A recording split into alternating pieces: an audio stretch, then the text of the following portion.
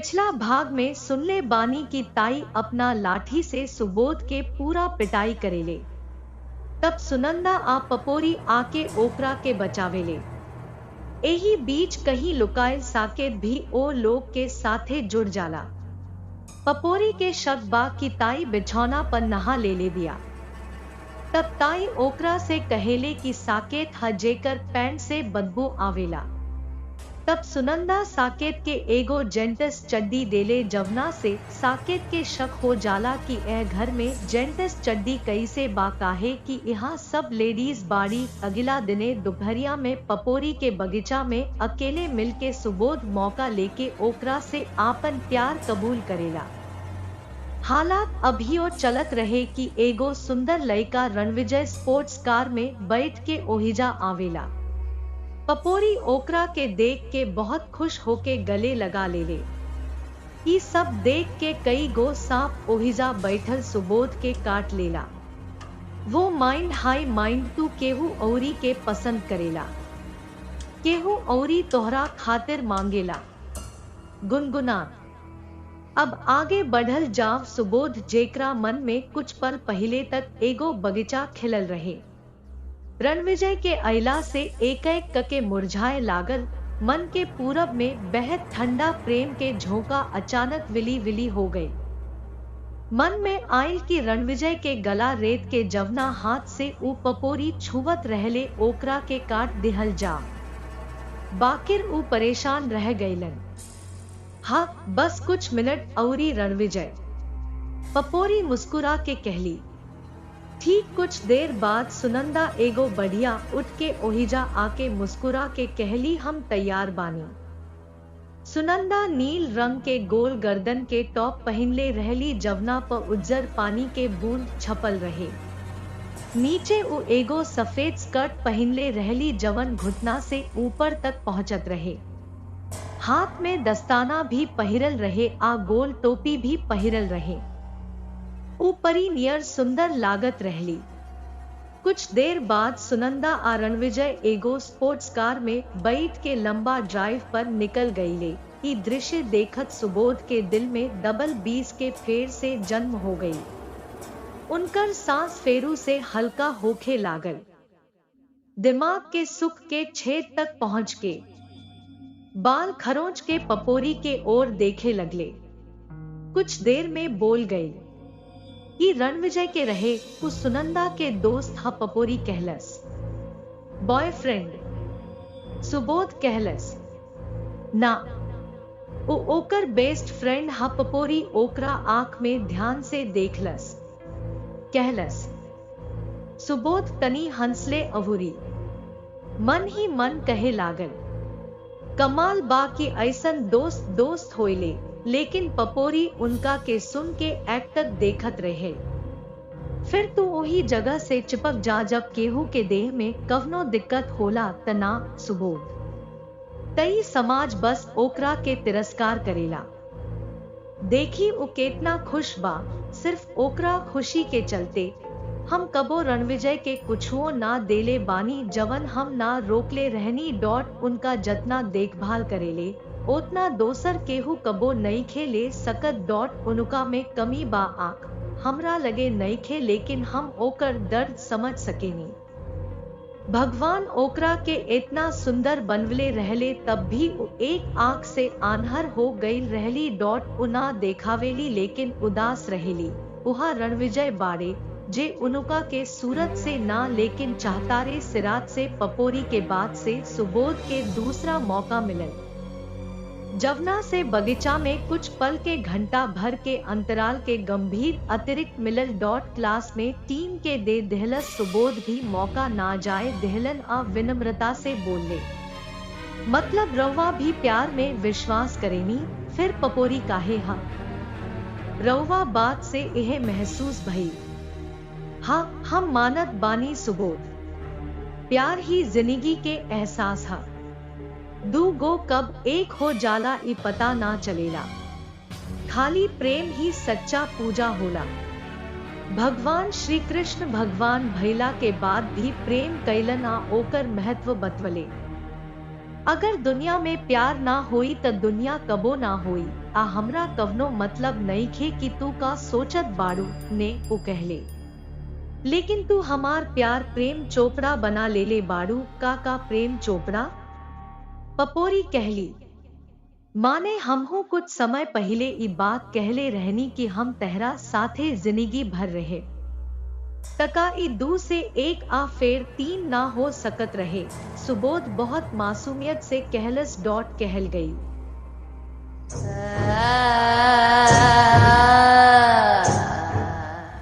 माई God, Buddha कहीं कहां से जहां पहुंच गईल बाड़ू, पपोरी खिसिया के कहलस। अच्छा हम उल्लू हई।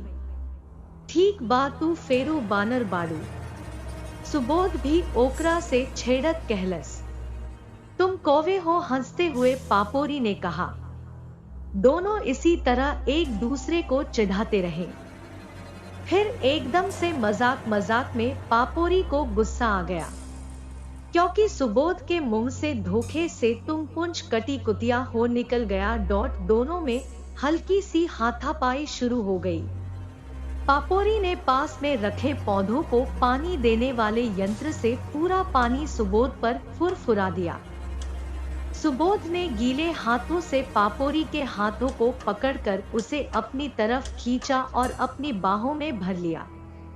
अभिन पपोरी सुबोध के इतना नजदीक रहे कि सुबोध के ओकर बढ़ल सांस आसानी से सुनाई देत रहे। वो कुछ देर ले ओकरा होठ के ध्यान से देखे लगले। पपोरी के आंख भी सुबोध के ओर ध्यान से देखत रहे। अचानक पपोरी के आंख में लोर बह गई। सुबोध तुरंत आपन पकड़ ढीला करके ओकरा के छोड़ देले।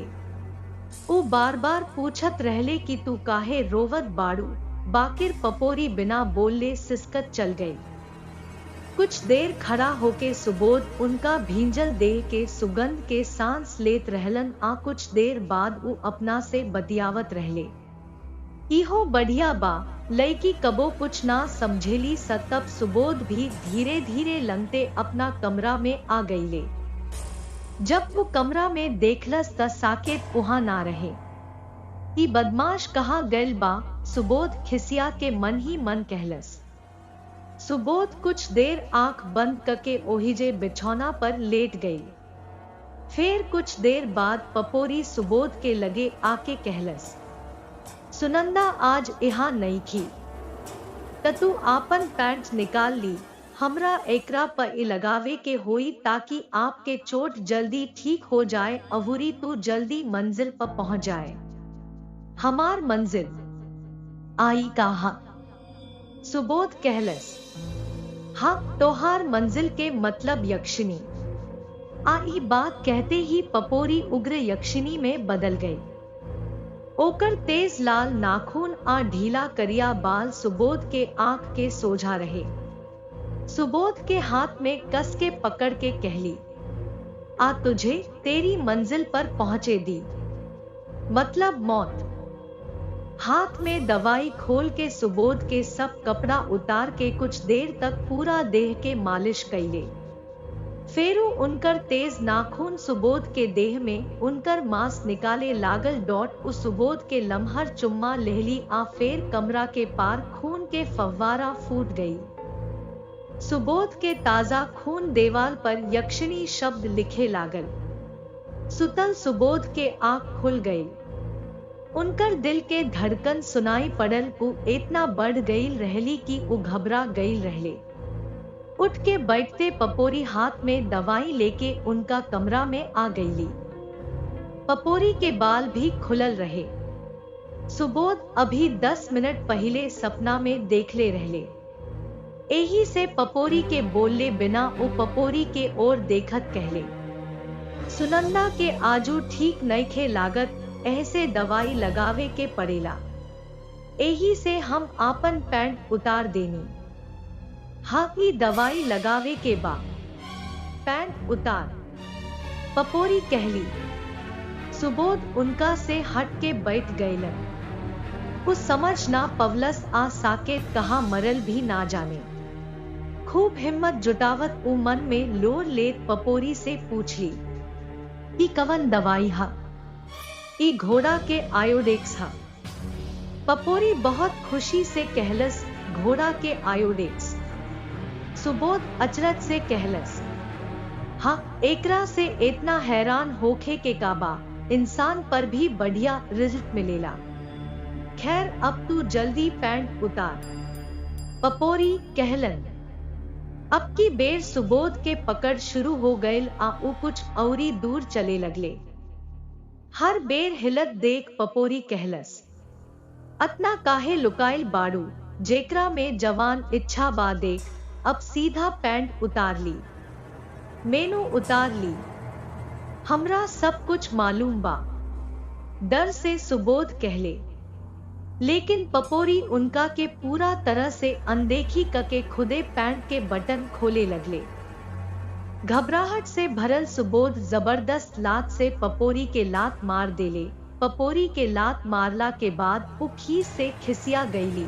दवाई के कोना में रख के सुबोध के बाल खींच के जमीन पर गिरा देली। वो उनका छाती पर बैठ के कहली, होश में आ जा, का भइल बा तोहरा सुबोध। बाकिर अब सुबोध ओकर बात ना सुन पवले। वो अपना हाथ से कैलस,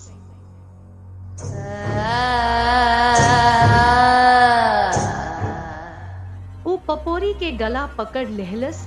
बाकिर कुछ देर बाद ओकर हाथ फिसल गयल आ पपोरी के कुर्ता ओकरा हाथ में आ गयल आ सुबोध ओकरा के फाड़ देहलस।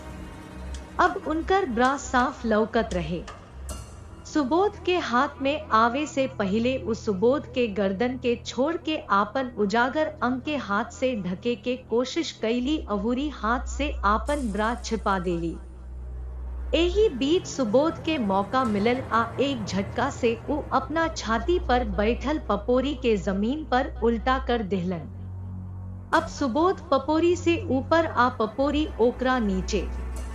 पपोरी चिल्लाए लगले, बचाव बचाव बचावे। तबे साकेत ओहिजा आ गए। वो बहुत मुश्किल से दोनों के अलग कर देले।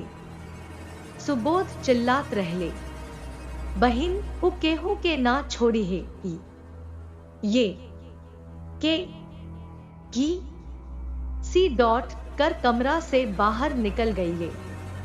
अब साकेत ठीक से कमरा बंद करके सुबोध से पूछ ले, भाई तू कहले रहलू की पपोरी से प्यार बा, आज तू यहाँ आ गईल बाड़ू। अगर हम तनी देर कैले रहती तो उनुकर इज्जत छीन ले रहते। सुबोध के आंख उनका बात से खिसिया गयल आ उ चिल्ला उठल, कुटी से पहले तू बताव कि तू अभी कहाँ मरल रहलू आ हम ओकरा साथे बलात्कार ना करत रहलू। अब साकेत के खोपड़ी उनका के सुनला के बाद घूमत रहे। उ फेरू पूछ ले, तब असली बात का बा। तब सुबोध ओकरा के सब कुछ विस्तार से बतावेला। पहले ई बात सुन के साकेत देरा जाला, फिर उ सुबोध से कहेला, भाई हमरा त यह बुझाता कि तू ओ यक्षिणी के बारे में ज्यादा सोचत रहलू, जवना के वजह से तोहरा एगो सपना देखाई देलस आ फिर असलियत में तू ओ मासूम पपोरी के यक्षिणी मानत रहलू। भाई तू गलत कैले बाड़ू। वो कितना बढ़िया रहे कि देके तू दवाई डॉट को आ गईली। साकेत के बाद से सुबोध के आंख में लोर आ गई। वो भींजल पलक लेके कहली, हम का करब दोस्त, तू भी ना रहनी। गोर तक अभी तक ठीक नहीं खे भई, हम देरा गईल रहनी। साकेत उनका के फोन करे लगले आ कहलन, आ जल्दी से आपन लोर पहुंच के हमरा साथे आजा चली, पपोरी से सब कुछ साफ कर ली। तब सुबोध उनका से पूछ ले, अभी कहाँ गईल बाड़ू? भाई हम ताई खातिर डेयरी दूध खरीदे गईल रहनी। हम अपना दादा दादी से प्यार करत रहनी, ऐसे सोचनी कि काहे ना ताई के कुछ देरी दूध खियावल जाव, अबूरी और रात के बारे में भी पता चलन। भाई ताई कुछ बहुत काम के हा हमरा लागता। छोट बच्चा के मासूम दिल के बारे में सोचल जवन टूट सकता डॉट काहे कि उनका सुनंदा पसंद रहे। उ सोच ले कि जब इस साकेत खुद उनुका के केहू के कोरा में देख ली है तो उनुका खुद पता चल जाए कि अहुरी बाड़े प्यार से ज्यादा दुनिया में झंडा। तब उ सोचली कि चुप रहला से बढ़िया बा अब दोनों जाना हिम्मत जुटा के पपोरी के पास जाके ओकरा के सब कुछ विस्तार से समझवले। पपोरी एगो बढ़िया लईकी रहली त उ मान गईली अहुरी सुबोध के माफ कर देली। एही से साकेत ओकरा में घुस गई कमरा में। सब तस्वीर देखनी। तस्वीर में एगो सुंदर मॉडल लड़का रहे। ओहो आंख में इशारा करके सुबोध के तस्वीर देखा देहलस।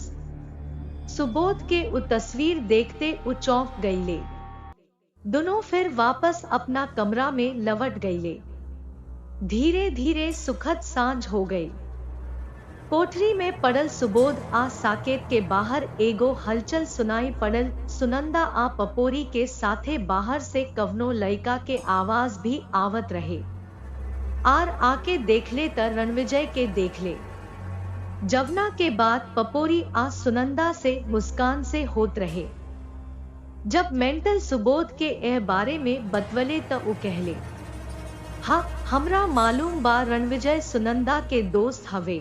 इस सुन के मेंटल के अतना जगह पर ठंडा लागल कि उ केहू के बतावे तक ना पवले। धीरे धीरे रात हो गई आ सब लोग डिनर टेबल पर मिल गए। सुनंदा रणविजय के सुबोध आ साकेत से परिचय करावेले। सुबोध जब भी पपोरी के खाना खाए के टेबल पर बैठल देखस त आंख नीचे कर लेत रहली। रात के खाना खत्म कैला के बाद सब लोग अपना अपना कमरा में सुते खातिर चल गए। जब साकेत के पता चलल कि रणविजय आजू एहिजा आ सुनंदा के कमरा में रुक जास त भीतर से बहुत खिसिया जाला। दिल धड़कला के बाद उहो सुबोध के संगे कमरा में वापस आ गईले।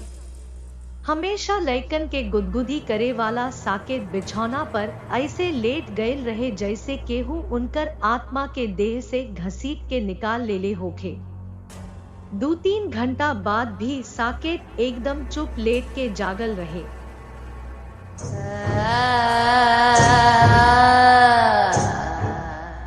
ओकर हालत देख के सुबोध से रहल ना गइल आ ओकरा के मना लेहलन।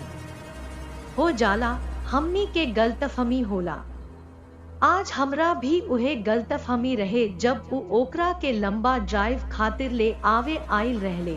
सुबोध के लॉन्ग ड्राइव के बात सुन के साकेत के चाकू मारल गईल औरी उ फिर से चुपचाप बैठ गईले। आज रात के साकेत काटत रहे। कुछ देर बाद जानबूझ के बहरी निकले लगले। फिर सुबोध चुटकी लेत कहलस, लागता कि हीरो अपना दादी के चॉकलेट लेके जात बा। मेंटल कवनो जवाब ना देहलस। फिर बोललस, भैया तू भी हमरा साथे आजा। ई दिल अपना कमरा में एगो औरी लइका सहत रहे। कसम तोहरा भौजाई पपोरी। मेंटल सुबोध के दिल में टकरा गई। ओकरा अफेयर के चलते ओकरा से जुड़ गईले। अब रात के निश्चिंतता में दोनों जाना सुनंदा के कमरा के बहरी भीतर के बात सुने लगले। रणविजय भीतर सुनंदा से बात करत रहले। बस एगो छोट बच्चा सुनंदा कहत रहले, ना मुंह में आवे त मुंह के स्वाद खराब हो जाला आ गला में आवे त औरी नमकीन स्वाद आवेला। प्लीज डियर रणविजय फेरू कहले। बाहर से ये बात सुन के साकेत आ सुबोध के आंख चौड़ा हो गई। साकेत मध्यम आवाज में मंद मंद बोलन, भाई भौजी सुनंदा के मुंह में चोट। ना भाई आज मार दे दादाजी के कसम।